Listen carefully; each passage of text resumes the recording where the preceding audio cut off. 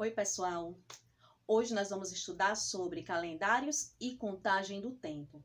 Na aula passada, nós estudamos sobre o tempo e as diferentes formas de perceber a sua passagem e de como é importante o registro do tempo para os estudos históricos, porque eles permitem organizar e compreender os fatos históricos.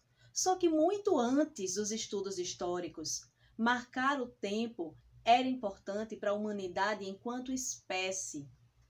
Para a manutenção da vida humana, foi muito importante a observação da passagem do tempo. E como é que eles faziam isso? Faziam observando os fenômenos da natureza.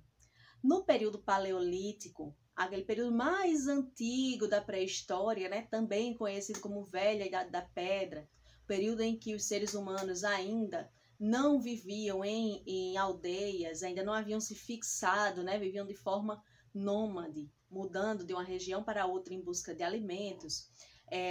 A primeira forma de percepção de passagem do tempo foi a mudança de dia e noite, né? O escurecimento e o ponto mais claro do dia. Então, essa diferença entre dia e noite, que favorecia em quê? Porque quando passaram a observar os sinais do anoitecer, o momento de anoitecer para os humanos primitivos era muito perigoso, porque tornava eles mais suscetíveis, mais frágeis, mais propícios a serem atacados pelos predadores. Então, era um momento de procurar um abrigo, de se parar um deslocamento, né? Se eles estavam em deslocamento de um local para o outro. Então, a partir dessa observação de que estava escurecendo, de que estava chegando a noite, de que estava chegando esse momento mais perigoso para eles, era hora de procurar um abrigo. Então, essa percepção dessa passagem de tempo foi fundamental para a vida humana. Tempos depois, a observação das variações das fases da Lua, que começa Lua nova, depois Lua crescente, depois lua cheia, minguante, para então reiniciar o ciclo. A observação dessa passagem, dessas mudanças de fase da lua, permitiu marcar tempos maiores. E com essa marcação de tempos maiores, aí nós temos o estabelecimento dos meses, através dessa observação do ciclo lunar. Associando essa observação do ciclo lunar com as mudanças no clima, de acordo com a mudança nas estações, se estabeleceu a observação em anos. Então, já está vendo que está ficando mais complexo, né? Eles vão observando mais a natureza e estabelecendo datas de acordo com esses fenômenos da natureza e que vão se repetindo de forma cíclica. Quando se passa a observar períodos maiores, nesse caso, períodos de um ano, acaba ocorrendo um certo problema na contagem. Por quê? O calendário, como eu falei, era baseado no movimento nas fases da Lua.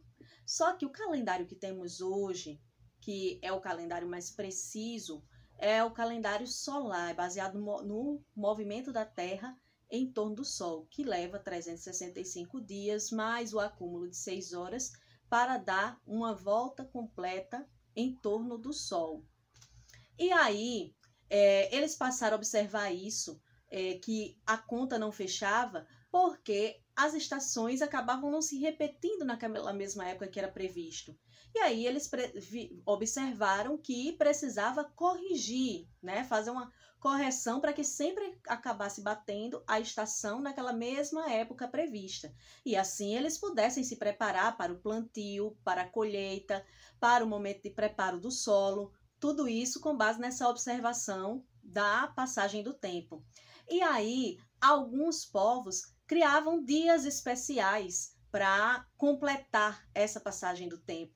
Como, por exemplo, o calendário maia, uma das civilizações mais antigas da América, era um calendário que tinha 18 meses de 20 dias.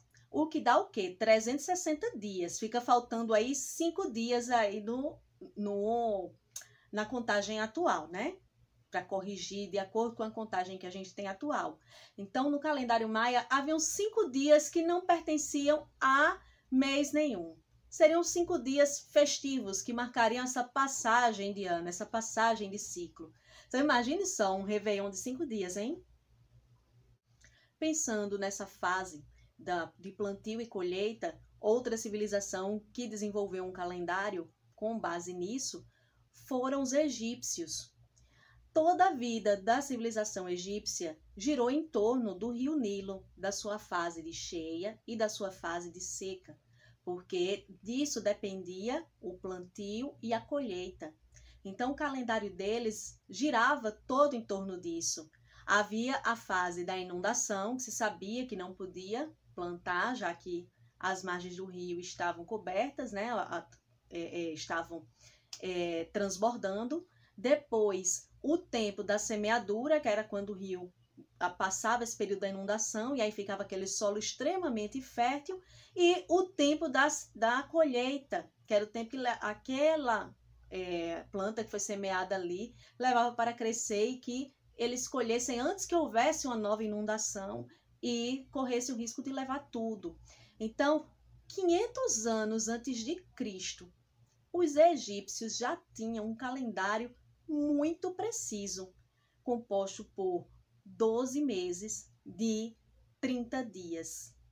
O calendário que usamos hoje, o calendário gregoriano, também conhecido como calendário cristão, ele tem suas origens no calendário romano, mais precisamente o calendário juliano, do imperador Júlio César, com a preocupação de desenvolver um calendário solar que cobrisse todo o Império Romano, todos os domínios do Império Romano. Ele contratou um astrônomo para que esse trabalho fosse feito.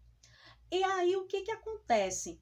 Para corrigir a defasagem de dias e unificar os calendários, um ano, o ano de 46 a.C., passou a contar 445 dias. Gente, imaginem só, se um ano de 365 dias já é difícil de aguentar, imagine um ano que se estendeu por 445 dias. Mesmo assim, com o acúmulo dos anos, o calendário juliano ainda apresentava uma defasagem de dias, que só foi corrigido posteriormente pelo Papa Gregório XIII, que contratou um grupo de matemáticos que, através de seus cálculos, ajustariam o calendário de forma a eliminar essa defasagem de dias e ter um calendário mais preciso, que é justamente esse já citado calendário gregoriano, com esse nome por causa do Papa Gregório. Então, nesse calendário gregoriano, ou calendário cristão, o ano 1, o marco 1 desse calendário passa a ser o nascimento de Cristo, considerado o nascimento de Cristo. Todas as datas anteriores ao nascimento de Cristo, elas são apresentadas em forma decrescente e acompanhadas da sigla AC, o A minúsculo e o C maiúsculo. E as datas que vêm depois, elas vêm em ordem crescente e ou não tem sigla, tá? Ou vem acompanhado da sigla DC, o D minúsculo, o C maiúsculo, que quer dizer depois de Cristo. Então, antes de Cristo e depois de Cristo. Apesar de tão funcional, o calendário gregoriano, ele não é o único no mundo. Existem regiões que adotam outros calendários.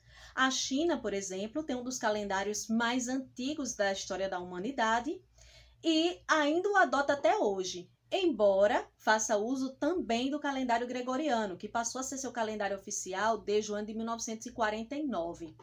O calendário chinês, ele é lunisolar, ele observa os movimentos do Sol, o movimento da Lua.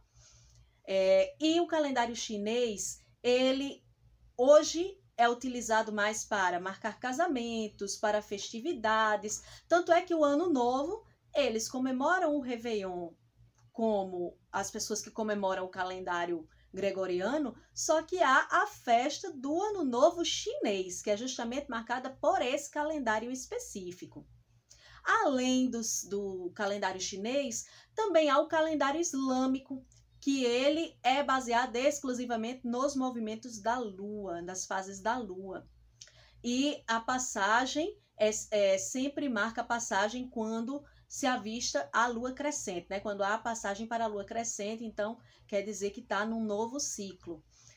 O calendário islâmico, ele ainda é adotado em países como a Arábia Saudita. Outros países fazem como a China, adotam de forma simultânea ao calendário gregoriano. Então, gente, por hoje ficamos por aqui. E até a próxima aula. Tchau, tchau!